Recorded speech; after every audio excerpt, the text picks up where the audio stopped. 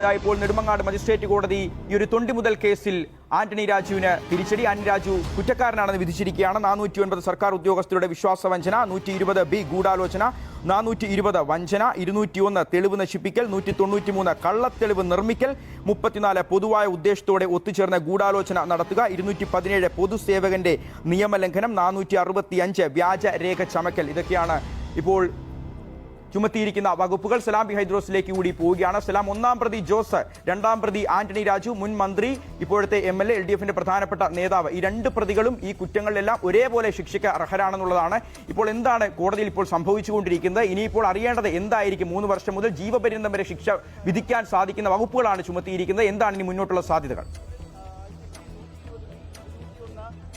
സ്വർണം കട്ടത് ആരപ്പ, സഖാക്കളാണ് അയ്യപ്പ. ജെട്ടി കട്ടത് ആരപ്പ, അതും സഖാക്കളാണ് അയ്യപ്പ.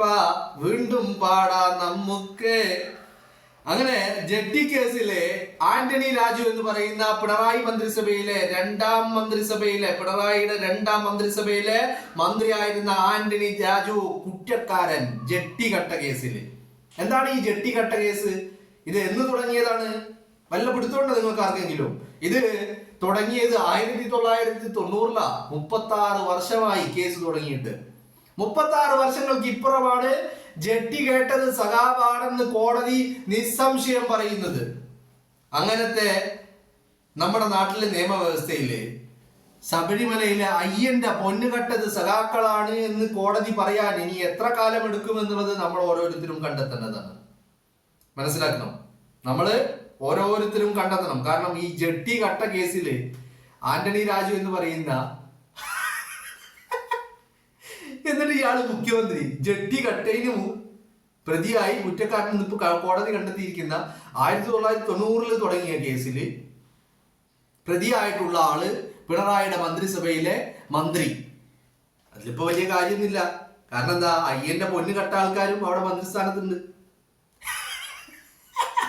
അപ്പൊ അതാണ് ഈ പാട്ട് വല്ലാത്ത ഒരു എന്താ പറയേണ്ടത്, ദൈവസ്പർശമുള്ള പാട്ട് എന്നൊക്കെ വേണമെങ്കിൽ നമുക്ക് ഇതിനെ വിശേഷിപ്പിക്കാം. സ്വർണം കട്ടത് ആരപ്പ, സഖാക്കളാണ് അയ്യപ്പ. ജെട്ടി കട്ടത് ആരപ്പ, സഖാക്കളാണ് അയ്യപ്പ. സ്വർണം കട്ടത് ആരപ്പ, സഖാക്കളാണ് അയ്യപ്പ. ജെട്ടി കട്ടത് ആരപ്പ, സഖാക്കളാണ് അയ്യപ്പ. അപ്പൊ പാട്ട്, നമുക്ക് പാട്ടിന്റെ വരികളിൽ ചെറിയ ആൾട്ടറേഷനുകൾ നടത്താൻ നമുക്ക് സാധിക്കുന്നതാണ്. 1990 തുടങ്ങിയ കേസ്. എനിക്കിതില് പറയാനുള്ള മറ്റൊരു കാര്യം എന്ന് പറയുന്നത്, ഇതില് CPM എന്ത് നടപടി എടുക്കുന്ന? ഇപ്പൊ പത്മകുമാറിനെ, വാസുവിനെ, മുരാരി ബാബുവിനെ, വിജയകുമാറിനെ ഒക്കെ തൂക്കിയെടുത്ത് കോടതി അകത്തിട്ടപ്പോ പറഞ്ഞത് കുറ്റം തെളിയട്ടെ എന്നാ ഇപ്പതാ ജെട്ടി കട്ടതിന് സഖാവ് കുറ്റക്കാരനാണ് എന്ന് കോടതി കണ്ടെത്തിയിരിക്കുന്നു. നിങ്ങളൊന്ന് ആലോചിക്കണം. ഒരു ഓസ്ട്രേലിയക്കാരൻ ജെട്ടിക്കുള്ളില് സാധനം കടത്തുകയാണ്, അത് പിടിച്ച്, അപ്പൊ തൊണ്ടി മുതൽ എന്താണ്, ജെട്ടിയാണ്. അത് കോടതിയിലെത്തി. കോടതിയിലെ ജീവനക്കാരനെ സ്വാധീനിച്ച് അന്ന് അവിടെ അഭിഭാഷകനായിരുന്ന ആന്റണി രാജു എന്താക്കി, ജെട്ടി കൊണ്ടുപോയി കട്ട് ചെയ്ത് കൊണ്ടുവന്ന് വീണ്ടും വെച്ചു. തെളിവ് നശിപ്പിച്ചു എന്ന് മാത്രമല്ല, അതിൽ കൃത്രിമത്വം കാണിച്ചു. അങ്ങനെ ജെട്ടി കൊണ്ടുവന്ന് വെച്ചു, കോടതി പൊക്കി. ഇപ്പൊ കുറ്റക്കാരനാണെന്ന് കണ്ടെത്തിയിരിക്കുന്നു. ജീവപര്യന്തം വരെ ശിക്ഷ ലഭിക്കാവുന്ന കേസാണ്. ഇനി ഇതിലിപ്പോ സഖാക്കൾ എന്ത് പറയും? ഇനി സഖാക്കൾ എന്താ പറയുന്നത് ഞാനിപ്പോ പറഞ്ഞുതരാം. ഇനി സഖാക്കൾ എന്താ പറയാ അറിയോ? അടുത്ത ക്യാപ്സ്യൂൾ എന്ന് പറയുന്നത് അത് സെഷൻസ് കോടതിയല്ലേ, അതിലല്ലോ അവസാന വാക്ക്. ഇവിടെ അതിന് മുകളിൽ മജിസ്ട്രേറ്റ് കോടതിയും അതുപോലെ ഹൈക്കോടതിയും സുപ്രീം കോടതിയും ഒക്കെ ഉണ്ടല്ലോ, അവരൊക്കെ പറയട്ടെ എന്നാ പറയാ.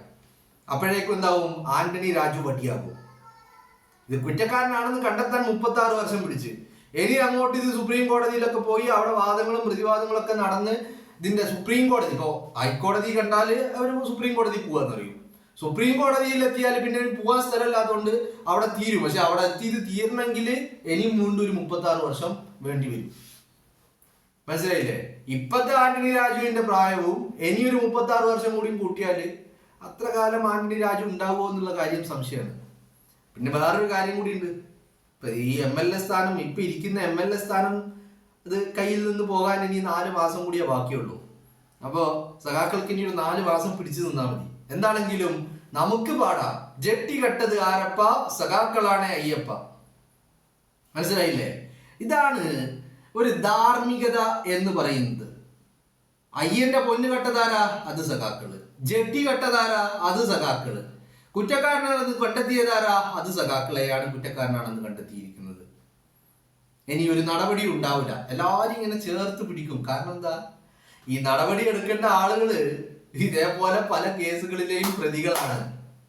അത് തന്നെയാണ് കാര്യം. നടപടി എടുത്താൽ ഇവരെങ്ങാനും അപ്പുറത്ത് മാറി നിന്ന് വല്ലതും പറഞ്ഞാൽ തീർന്ന് വെടിക്കെട്ട്.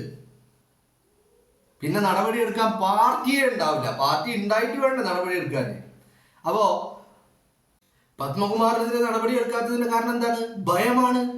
കാരണം പത്മകുമാറിന്റെ നാവിൻ തുമ്പത്തുള്ള പല പേരുകളും അത് പുറത്തേക്ക് വന്ന പിന്നെ പാർട്ടിയെ ഉണ്ടാവില്ല. നടപടി എടുക്കാൻ പിന്നെ പാർട്ടി ഉണ്ടാവണ്ടേ? ഈ സഖാക്കൾ എന്ന് പറയുന്ന വർഗമേ ഉണ്ടാവില്ല. അങ്ങനെയുള്ളപ്പോ അത് വലിയ ഭയമാണ്. നടപടി എടുത്ത പത്മകുമാർ തുപ്പും. അന്വേഷണ ഉദ്യോഗസ്ഥരുടെ മുന്നിൽ ഓരോന്നോരോന്നായി തത്ത പറയും പോലെ പറയും. അങ്ങനെ പറഞ്ഞു കഴിഞ്ഞാൽ പിന്നെ പാർട്ടി ഉണ്ടാവില്ല. ആന്റണി രാജുവിന്റെ കാര്യത്തിലും അത് തന്നെയാ. ആന്റണി രാജു അല്ലെങ്കിൽ തന്നെ കലിപ്പിലാണ്.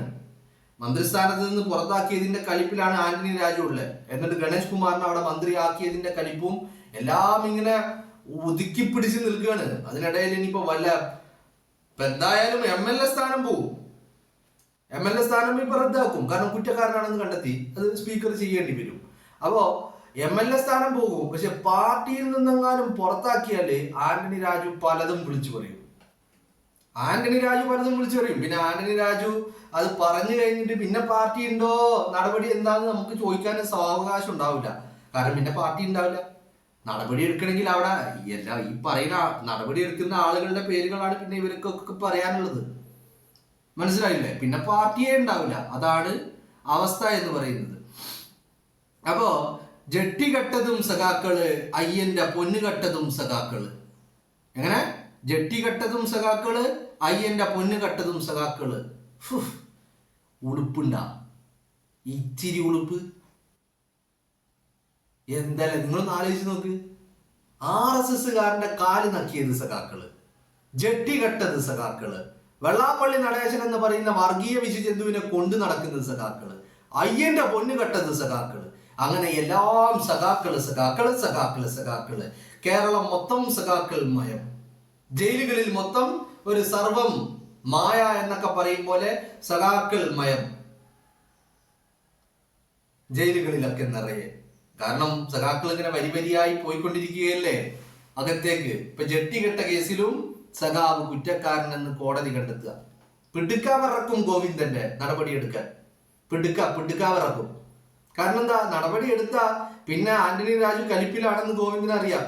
മന്ത്രിസ്ഥാനത്ത് നിന്ന് പുറത്താക്കിയതിന് നടപടി എടുത്തു കഴിഞ്ഞ പിന്നെ ആന്റണി രാജുവിന്റെ വായിൽ നിന്ന് വരുന്നത് മറ്റു പലതുമായിരിക്കും. അത് പാർട്ടി തന്നെ ആ ആന്റണി രാജുവിന്റെ വായിൽ നിന്ന് വരുന്ന ആ വാക്കുകളിൽ പ്രളയം പോലെ ഒലിച്ചു പോകുമെന്നുള്ളതാണ്. പിന്നെ പാർട്ടി ഉണ്ടാവില്ല.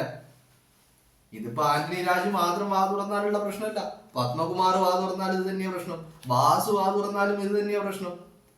വിജയകുമാർ വാ തുറന്നാലും ഇത് തന്നെയാ പ്രശ്നം. ആര് വാ തുറന്നാലും ആരും വാ തുറക്കരുത്. അതിനെന്ത് വേണം? നെഞ്ചോട് ഇങ്ങനെ ചേർത്ത് പിടിക്കണം. കൈ വിട്ട വാ തുറക്കും. കൈ വിടാതെ ഇങ്ങനെ ചേർത്ത് പിടിക്കുക നെഞ്ചോട്.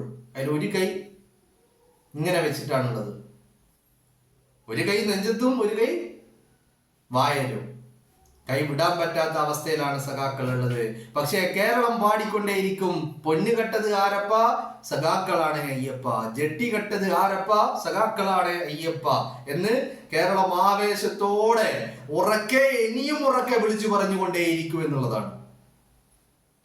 ഇപ്പോ ഈ ഒരു കാര്യത്തിൽ കോൺഗ്രസ് നമുക്ക് വലിയൊരു മാതൃകയാണ്.